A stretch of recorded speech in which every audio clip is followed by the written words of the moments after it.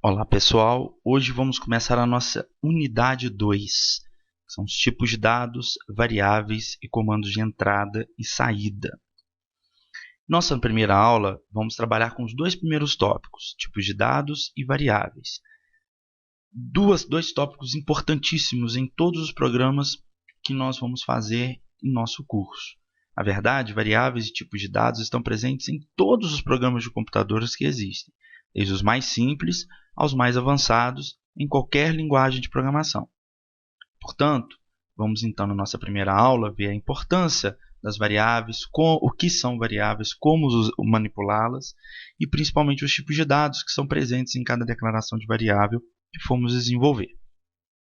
Nesta nossa aula, como nas primeiras aulas, nós vamos fazer programas muito simples, que seguem essa estrutura básica que está em destaque, que vocês estão percebendo, que é o int main, abre parêntese, fecha parêntese, abre chave, fecha chave, abre chave seria o início do nosso programa, fecha chave, final do nosso programa, return 0, sempre a última linha, sempre presente do nosso programa, mais à frente nós vamos ver o porquê desse return 0, e aonde estão os três pontinhos seria aonde nós vamos colocar os nossos programas, os nossos algoritmos. Int main significa main de principal, seria unidade principal, programa principal, é onde se executa os nossos algoritmos. E vamos executar os nossos algoritmos através de um programa chamado CodeBlocks, que na aula de laboratório vocês vão conhecer. E esse programa é um dos vários programas que nós temos para desenvolver programas em C. E essa unidade principal, então, vamos servir como referência para mostrar os nossos algoritmos. Então, já entrando no assunto variáveis e a importância das variáveis. O programa de computador sempre utiliza diversos dados durante seu processamento. O programa de computador sempre vai trabalhar com várias informações, com vários dados. Vou dar algum exemplo para vocês entenderem o que são as variáveis e a importância delas. Supomos o Facebook. Facebook, para você fazer um simples login no seu Facebook, você entra com seu e-mail e com sua senha. O e-mail e a senha vão ser armazenados e utilizados durante todo o processo do Facebook para autenticar o usuário que está entrando ou até mesmo para verificar se você continua online enquanto você estiver usando o Facebook. Então, como que o Facebook armazena esses dados para eles serem processados? Ou você poderia estar fazendo uma busca lá no sistema dos Correios, uma busca de CEP, onde você entra com a localidade, o tipo da localidade, o estado, o logrador, enfim. São dados que vão ser armazenados e usados para que você possa fazer a busca que você necessita do seu CPF. Ou simplesmente consultar a situação de um veículo, onde você entra com a placa, o chassi, aqueles caracteres especiais do lado. Ou seja, são dados que vão ser armazenados, também vão ser manipulados e processados enquanto o programa estiver funcionando. É aí que entram as variáveis. Um exemplo mais simples, imagine nós desejando calcular a área de um círculo. Repare que a fórmula para calcular a área do círculo é a área do círculo é definida como π vezes o raio ao quadrado. Portanto, para qualquer área de círculo que desejamos calcular, precisamos do valor do raio. O π nós já conhecemos, é um valor fixo, um valor constante. 3,1415,9. Se analisarmos bem esse problema, a gente pode reparar que a área ela é dependente do resultado da expressão do lado direito. E a expressão do lado direito é calculada também dependendo do valor do raio. O raio pode ser 10, pode ser 5, pode ser 30, pode ser 50, e isso vai definir um novo valor da área. O único valor que nós temos como constante, que nós já sabemos, é o valor de π, que é 3,14. Ou seja, para a gente calcular a área desse círculo, então, e formos fazer um algoritmo para isso, nós precisaríamos então pedir para o usuário, ou quem deseja calcular a área do círculo, qual o raio que ele deseja informar para calcular a área desse círculo. Para obter a área que nós desejamos, vamos pegar esse valor do raio ao quadrado e multiplicarmos pelo valor do π. E por último, dado que esse cálculo já foi feito, nós então temos o valor da área. Portanto, desse problema de calcular a área, nós temos três informações. O raio, que pode ser um número real, e esse raio, como a gente vinha falando, ele vai variar ao longo do tempo. O usuário vai definir qual é o valor do raio que ele quer. O valor do π também é um número real, um número com casas decimais. Então, esse número nós já sabíamos, é constante, nunca vai mudar. Sempre vai ser o valor 3,14159 definido pela matemática. A área ela é dependente, então, do cálculo do π vezes a raio ao quadrado, ou seja, ela é dependente de um dado variável, que é o raio, portanto, a área também vai variar. Ou seja, dependendo do valor do raio, vai dar uma área ou vai dar outra área. Dessas informações que temos no problema, então, a gente está definindo dois tipos de dados, os dados constantes e os dados variáveis. Constante, então, é um dado cujo valor se manterá inalterado toda vez que o programa for utilizado. A variável é um valor que pode ser modificado na execução. Ou seja, o usuário pode definir um valor numa hora, ele pode querer trocar esse valor, ou seja, ele pode haver mudança nesse valor, diferente da constante, que sempre vai ser aquele valor. Olhando, então, nosso programa simples, usando aquela estrutura do int main, abrindo e fechando chave com return 0 no final, e a gente vai reparando como fazer um algoritmo, repara que, independente do que está acontecendo nesse programa, está destacado para vocês alguns valores constantes, valores que sempre vão ser enquanto esse programa existir. O valor de 0 para um determinado identificador A, 2.5, 8.7, ou seja, independente de como que são os valores das outros identificadores, esses valores sempre vão ser fixos. Então, nós temos as constantes. Uma variável, então, armazena um valor de determinado tipo que pode variar ao longo da execução do programa. Então, pode haver mudança ao longo da execução do programa nessas variáveis, nesses valores, nesses dados que precisamos utilizar. No caso do Facebook, a gente sempre vai ter o e-mail, mas o valor do e-mail pode variar. Pode ter o meu e-mail, pode ter o seu e-mail, pode ter o e-mail de qualquer outra pessoa. Então, o do e-mail, no caso do Facebook, é variável.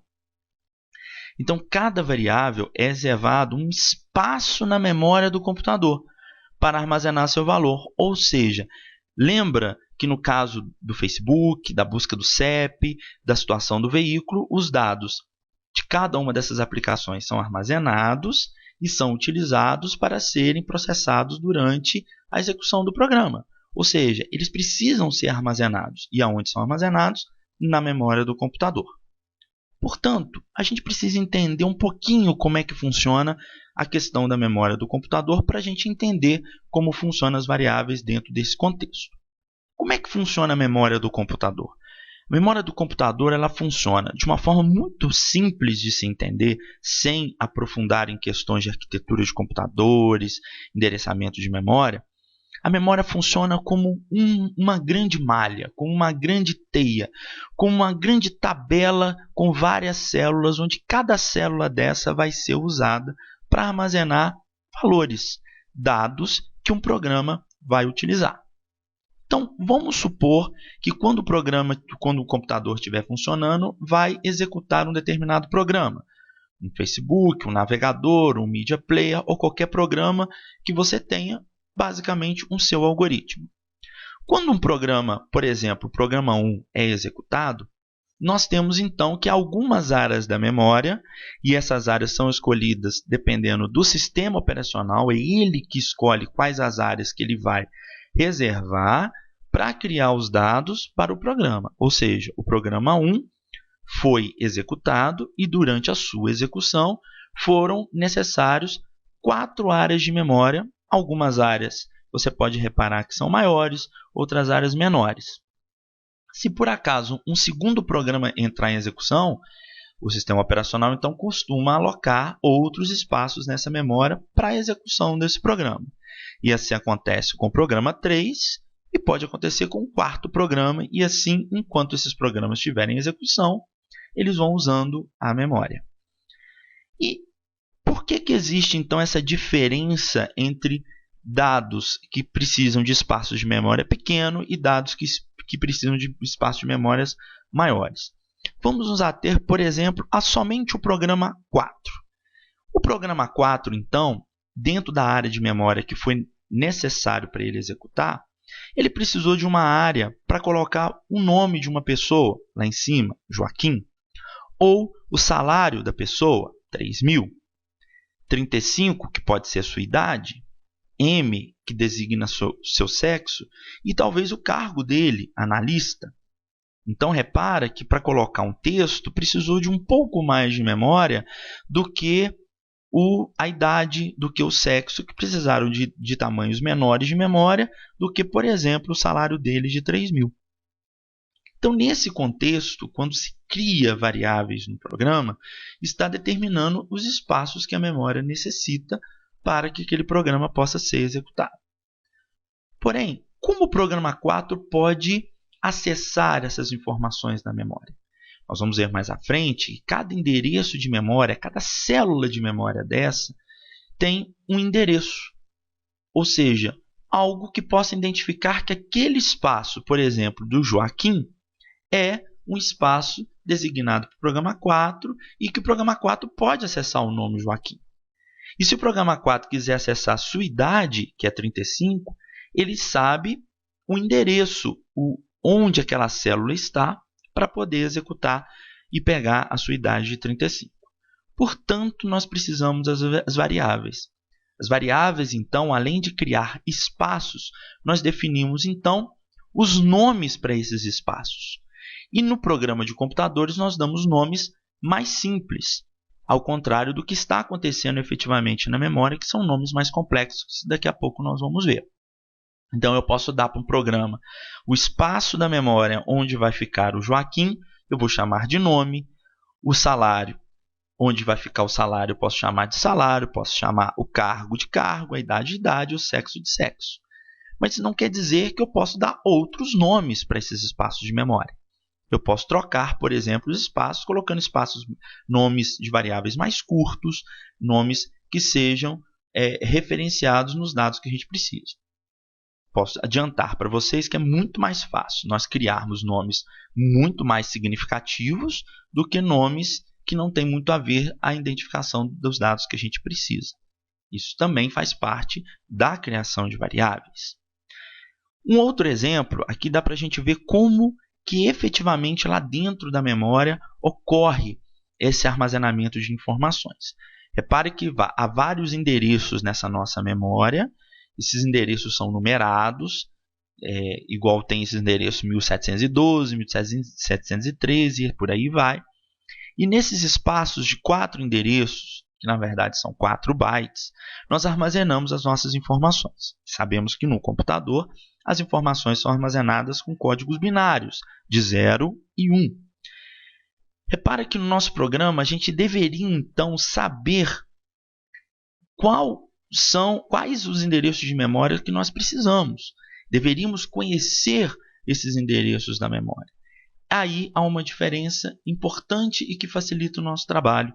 Não precisamos de conhecer os endereços de memória, onde na memória está com espaços disponíveis para nós. Podemos, então, identificarmos nesses espaços por um identificador. Um identificador como aquele nome, idade e sexo que colocamos no nosso exemplo. Aqui, por exemplo, eu chamei esse espaço de memória que eu precisei de espaço A. Poderia ser qualquer nome. E nesse espaço A, estamos utilizando para colocar o número inteiro de 4 bytes. Então, repara que no nosso programa do lado esquerdo, a variável A, que é esse identificador para a área de memória, está recebendo o valor 0. Portanto, nesse espaço na memória que foi identificado por A, ele vai colocar o valor 0. Então, é um esquema para nós entendermos que o que vai ser feito no programa vai ser refletido na memória, mas não necessariamente precisamos de conhecer a memória. O que nós efetivamente precisamos é dar nomes para as variáveis e, a partir das variáveis, a gente sabe que nós estamos manipulando a memória. O valor da variável pode ser alterado ao longo do programa, mas seu nome sempre permanece o mesmo. Então, enquanto você estiver utilizando o nome A para aquele espaço de memória, ele sempre vai ser A até o final do programa. B, outro espaço de memória, ele vai ser sempre B para o resto do programa que está lá. Para dar nomes para as variáveis, existem regras e essas regras precisam ser seguidas caso contrário, nós não conseguimos criar variáveis. Uma variável tem que ser um nome único, criado por você, programador. Não pode ser nenhuma palavra reservada da linguagem C. O que é uma palavra reservada? São já comandos conhecidos pelo C que vão ser executados de uma forma única. Dessa forma, se você colocar um nome como int, main, return, que são palavras que nós vimos que fazem parte já da estrutura do programa simples do C, ele não vai conseguir criar essa variável porque ele sabe que isso é para uma outra finalidade. Então, temos que criar nomes de variáveis distintas das palavras reservadas da linguagem C. Pode conter letras, pode conter dígitos, e o sublinha, que é aquele tracinho que, em vez de ser o tracinho do menos, é aquele tracinho que fica mais abaixo da linha, que a gente chama de underscore. Deve começar com uma letra. Por padrão, a gente utiliza letras minúsculas. Você vai reparar que todas as variáveis que nós vamos criar com letras minúsculas. E deve permitir identificação do valor que representa. Então, aquela ideia de criar, em vez de criar a variável SX, criar sexo. NME, nome. ID, idade. É muito mais fácil de identificarmos no programa quais são as informações que nós estamos pedindo. Deve começar com uma letra, que é a penúltima observação, mas ela não pode começar com um dígito. Ocorre um erro. A linguagem C não permite isso. Então, para nós vermos alguns exemplos, exemplos válidos. Nome, tudo certinho, tudo em minúsculo. Poderia ser maiúsculo, não tem problema, mas não tem acento. Não está começando com dígito, não tem espaço no meio do nome, é um nome íntegro. X1 tem dígito, mas não começa com dígito, o dígito está vindo depois de uma letra. Nota 1, repara que o usuário queria dar um espaço entre nota e o 01, então ele usou o sublinha, o underscore, para dar esse espaço, e não um espaço propriamente dito, que aí daria algum erro. Telefone, sem problema nenhum. Salário base, mesma coisa da nota 1, ele quis separar o salário com base e colocou o underscore. Nota segunda prova, 2A prova, tudo junto, sem espaço, sem acento e sem cedilha. Importante isso. Reparando os dados inválidos, repara que o primeiro está inválido porque está começando com dígito, o segundo está inválido porque está com acento no lá do salário. Isso é um dos erros mais comuns dos programadores, de esquecer e colocar um acento, o nome da variável. Valor tracinho 1, repara a diferença do tracinho do valor 1 do nota 1 dos nomes dos exemplos válidos. O tracinho do valor 1 é aquele tracinho de menos, que não é válido, e sim o tracinho de underscore é válido, aquele do nota 1. Endereço está errado porque tem um cedilha, e o cedilha não é permitido. Salário barra hora, caractere especial, aquele caractere também não pode ocorrer.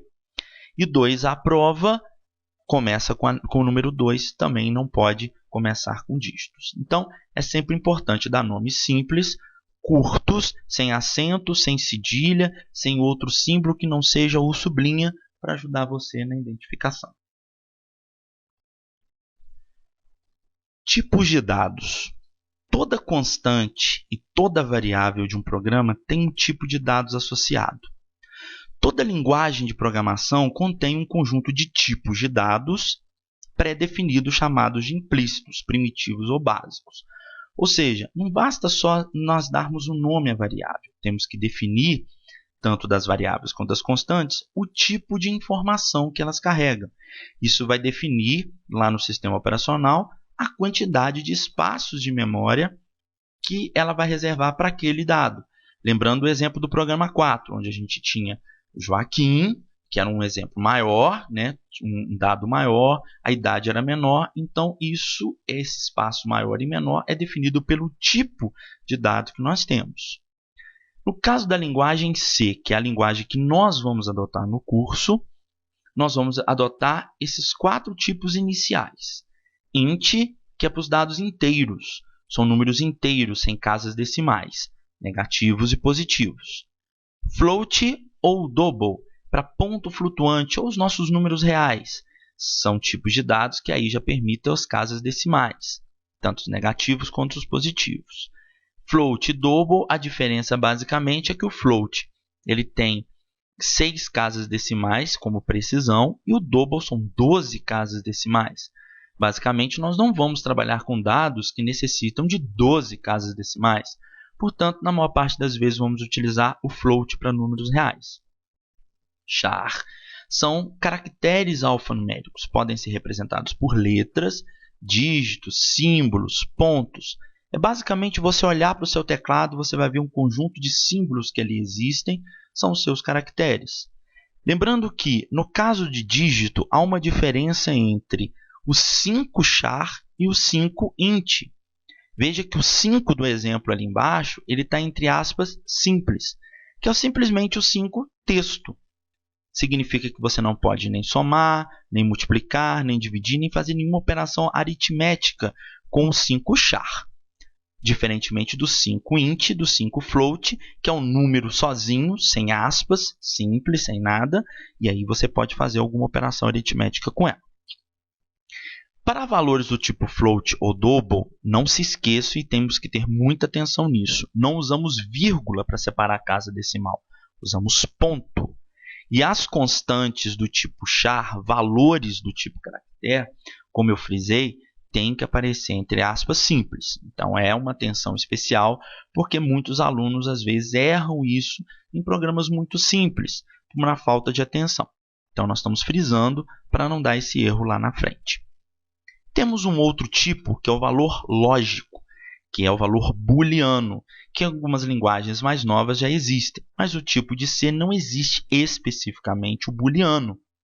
Existe, sim, o valor inteiro que substitui o booleano. O que quer dizer com isso? O valor booleano, ao contrário dos outros tipos, por exemplo, o tipo inteiro tem vários infinitos números, o tipo real tem vários infinitos números e o char também tem muitos caracteres, o booleano só tem dois valores, o valor falso ou o valor verdadeiro.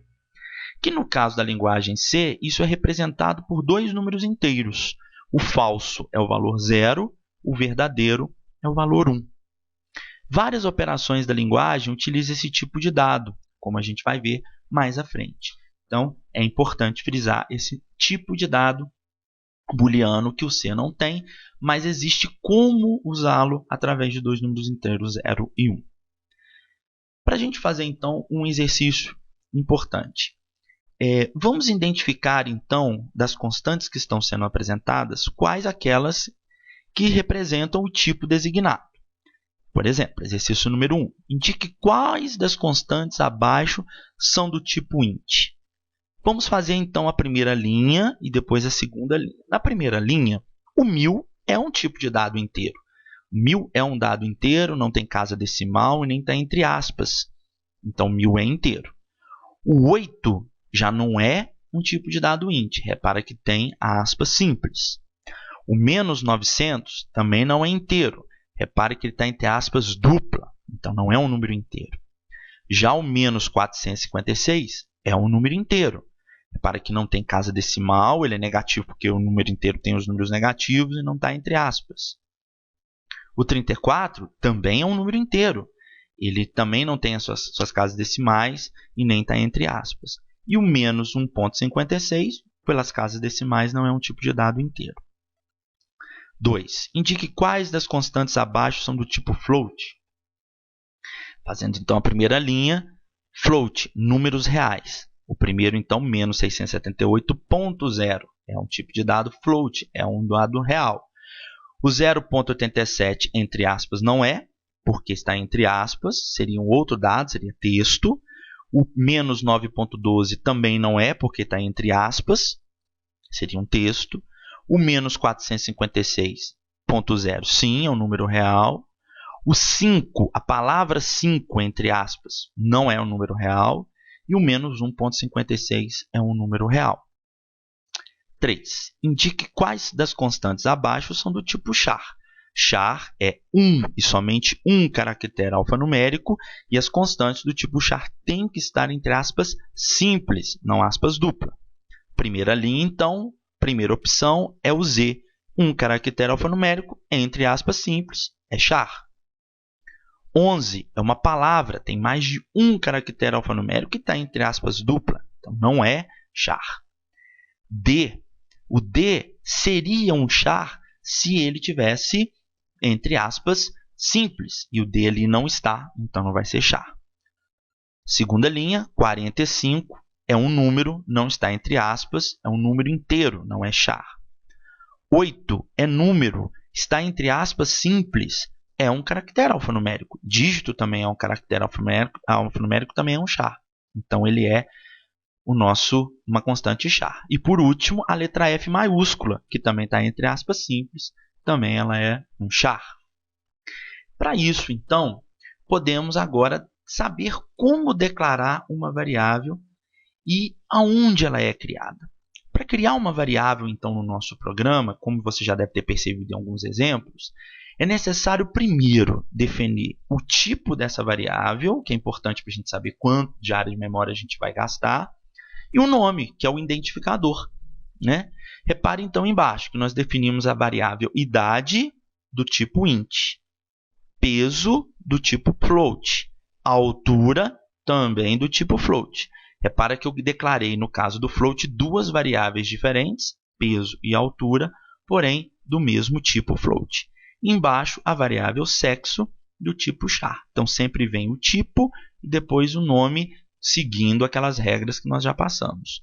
Repara que tem sempre o ponto e vírgula no final de cada declaração. Como todo comando simples em C, como eu falei, a declaração termina sempre com ponto e vírgula. E na declaração de variáveis, nós temos, então, o escopo, qual é o espaço de memória que é criado. Então, nesse quadro, você repara que se eu usar char, ele vai usar 1 byte de memória, como se fosse um slot daquele da memória. O int já ocupa 4, que nós vimos já no nosso exemplo anterior. São 4 números daqueles endereços de memória são ocupados por um dado tipo int. O float é a mesma coisa, 4 bytes, e o double são o dobro, 8 bytes. Nas faixas de valores, quais as faixas de valores que nós possamos usar para essas variáveis? No caso do char, de menos 128 a 127, e no caso do int, esse número todo grande aí para a gente, que na verdade são 2.147.483.647, até o menos 2.147.483.648. Qualquer número acima ou abaixo desses limites, o int você não consegue usar. Provavelmente os nossos programas não vamos usar números tão grandes assim. O nome da variável é associado sempre ao endereço de memória reservado. Assim, toda vez que a variável for referenciada, o computador vai trabalhar com o conteúdo do seu endereço de memória. Ou seja, toda vez que eu usar o nome da variável no meu programa para atribuir um valor para ela, ela vai ser usada para que você possa, lá na memória interna do computador, acontecer essa atribuição ou a manipulação do valor. E aí tem algumas observações importantes. Durante todo o programa, a variável armazenará apenas valores daquele tipo que você definiu.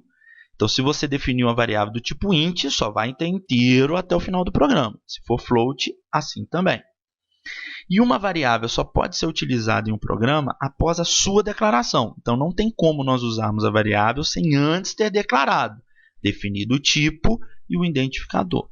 Por isso que as declarações das variáveis são realizadas sempre no início do programa, como os exemplos que nós vimos. E como último exercício dessa nossa aula, vamos indicar as opções com declarações válidas. A primeira opção é válido? Não. Apesar de você estar usando o char, o problema está no nome da variável que tem cedilha.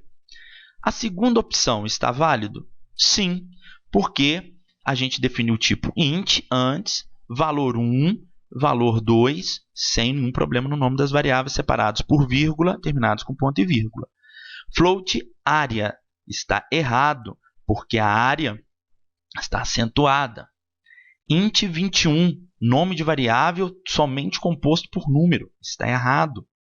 Char, variável A, vírgula, variável B, vírgula, variável char. Não podemos ter a variável char porque ela tem o mesmo nome de um tipo do C, que é o caso do char. Int A também está errado porque está terminado com vírgula. Na verdade, ela tem que terminar com ponto e vírgula. Int A, vírgula B, vírgula A. Duas variáveis com nomes iguais sendo declaradas. Também não pode. tem que ser nomes diferentes de variáveis distintas. Float F1, F2, F3, 4F, começando com dígito, não pode. Então, essa declaração também está errada. Int meu NRO. Então, nesse caso, está tudo certinho. Int meu underscore NRO, ponto e vírgula. Então, está certo. E, por último, a variável float leitura sensor. Por mais que ela esteja grande, não tem problema nisso, não tem acento, não tem cedilha, não começa com dígito e tem um underscore para ser corretamente. Logo, as 3 respostas do nosso exercício são estas. Portanto, terminamos a nossa primeira aula sobre variáveis e tipos de dados da unidade 2. Na nossa próxima aula, iremos ver atribuições de valores a variáveis, a inicialização dessas variáveis e as expressões.